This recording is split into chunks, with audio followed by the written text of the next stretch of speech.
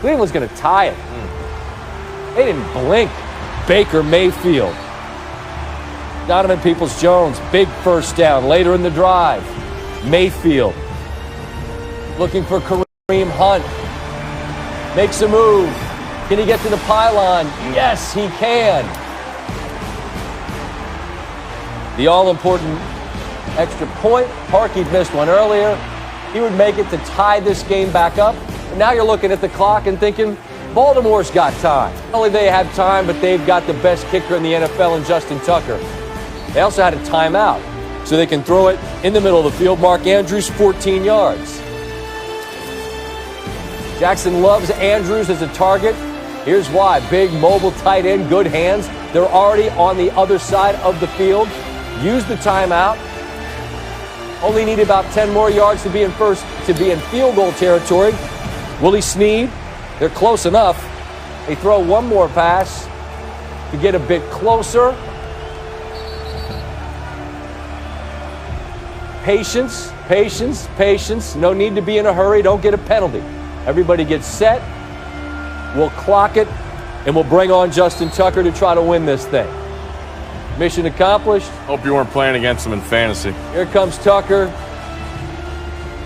Bang! Sorry.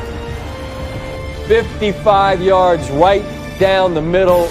Never a doubt with Tucker. And Baltimore leads by 3. By how many? 3. 3. And now if you are involved, you know that the play is called pitchy, pitchy, woo-woo. And you know that pitchy, pitchy, woo-woo is a catastrophe because they're going to go the wrong way. And then inevitably, something horrible will happen. And it does, eventually. No. Everybody End zone's the other way, guys. Everybody on the field's going to touch it. You're just waiting for a Raven to get it and going score. Backwards. And, oh boy, now it's in the end zone. And now Landry, that's the safety. That's a friggin' disaster. Is what that is, okay? There's really no other way to quantify what we just witnessed at the end of the best game of the year. Need to add 2 more to that Raven number. Yeah, that's a 5-point winner for Baltimore. 5-point winner. 5. And a bit of history, even though Jackson was not available for the full 60 minutes, 124 on the ground, the most ever by a quarterback on Monday Night Football. Also had 2 of the Ravens' 5 rushing touchdowns on the evening.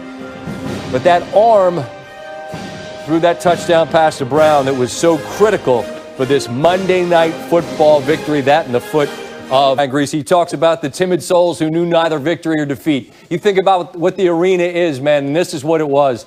These teams enter it. They show competitive fight. And, Lewis, if I start with you, what did Baltimore demonstrate in this game, in a game they really had to have any hope at the playoffs? What they demonstrated was tremendous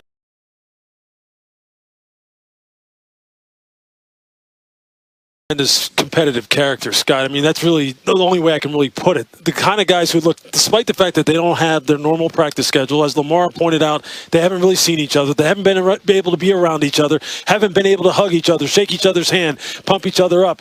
In the most dire of circumstances, they found a way to make plays. And everybody talks about that in football. Just find a way to make a play, especially your best players. And Lamar Jackson embodied that tonight. He was like Superman. Brian, what'd you see out of that Raven team, particularly when Jackson comes back on the field? I mean, again, I always lean on the fact that you played the position. Man, you come back out of the locker room, it's 4th and 5. Hey, make a play, 8, and he does. Well, what was crazy, Scott, was he had punctured this Cleveland Browns defense with his legs predominantly through the first 3 quarters of the game. And when he came out, the first four plays were passes, and the first one, the touchdown on 4th down. So you have to give him credit. But he threw almost half of his completions when he came back out of the locker room in the game. So when he had to have it, and Marquise Brown had to make that play, and then the last drive with Mark Andrews over the middle of the field, those 2 plays were huge, obviously. So you got to give him credit throwing the football.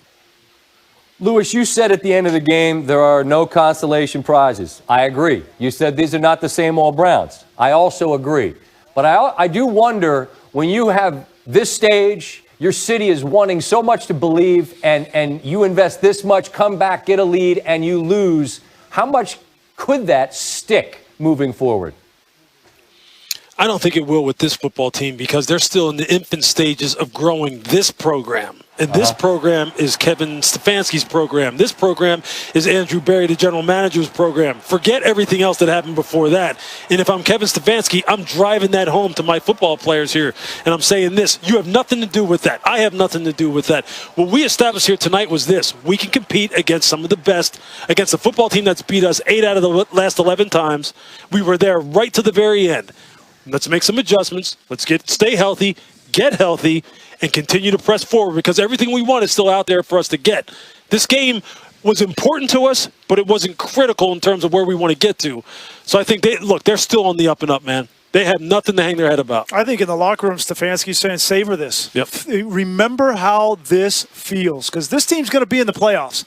And this game is going to go a long way in determining how they react to it, how they end up playing in the playoffs. I'd say the same thing to you. You guys get to put in for per diem and travel and all of that. You know, you've lived it. You've been out there for this. But on the way out, I just would wonder, when's the last time, Lewis and Brian, that you saw a football game that maybe moved you in that way, where you saw what these two teams did? It felt like a playoff game to me. Well, I was proud of the way that the guys played, really, especially when you looked at the two quarterbacks. There was a lot of pressure on both guys. Lamar came in, he hadn't played a whole lot in the last 3 weeks, and there was a lot of pressure on him, and he delivered. Everybody telling him how he should play, what it should look like. Who cares? Throw out the stat line. He's one of the best players to ever play the position. And then for Baker Mayfield, really proud of the way that he came and played. We started the broadcast with the city of Cleveland, the pressure on Baker Mayfield, and he was outstanding in this game. Something to build on. Yeah, for me it felt, Scott, like we've seen a lot of great games in our time, whether it be on TV, whether games that we were attending, or maybe games that we even played in. But for me, this felt a little bit personal because this is Cleveland. And even though this isn't the same stadium I played in, I could feel the fans' energy here. It felt like the old days again, and this wasn't even filled to capacity here. If this had been filled to capacity, this place would have been rocking. And I think that is something that the fans are going to go away disappointed that they lost, but they're going to say, hey, maybe we're back. Maybe we're back on that track that we were on in 1994 before they announced the move in 95. Just maybe. Let's not get ahead of ourselves, but just maybe. And I think that's the importance that this game carries tonight. Yeah, it takes folks back to a time when a guy was wearing number 42 with some shoulder pads up around his ear holes, right? Around this high. Fellas, what a treat to watch this one. As always, enjoyed the time. We'll talk next week, all right? Thanks, Scotty. All right, let's do our research on all the rushing in Monday's game. Fourth quarter makes you forget all that went into it. 124 on the ground for Lamar, 8th career game crossing the century mark. Already the second most by any quarterback in NFL history, trailing only 10 by Michael Vick. Jackson helped the Ravens eclipse 200 rushing yards for the 18th time since he became the quarterback for the Ravens, at least as a starter in 18. Twice as many as any other team over that span. Derrick Henry and the Titans have got 9. And the franchise matched a record with 5 rushing touchdowns. Browns added 4. That combined total of 9 matches the all-time NFL record. Last time that happened, 1992, when someone called Rock Island, Steve, had 9 by themselves. Oh. I think they covered that one.